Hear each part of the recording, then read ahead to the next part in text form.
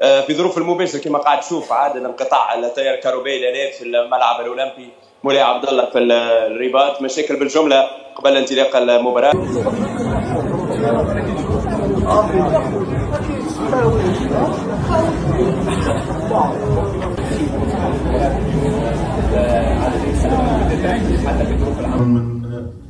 من البداية بالبنزين معناتها ممكن ماضي ساعتين او ثلاثه ممكن معناتها برغم من هذا الارضيه ما نقولش قلقنا، بالعكس معناتها الارضيه كانت ممتازه للعب، وهذا خلانا معناتها نلعبوا الفوتبول اللي نحبوا عليه وسيطرنا على الكره ولعبنا كرات معناتها.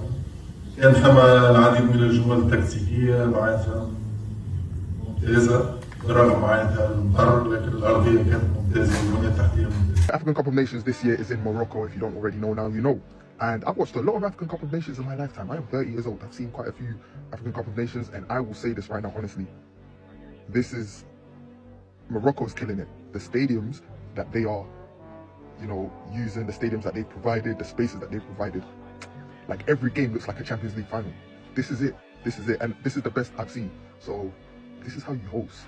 This is how you host. I'm actually so impressed.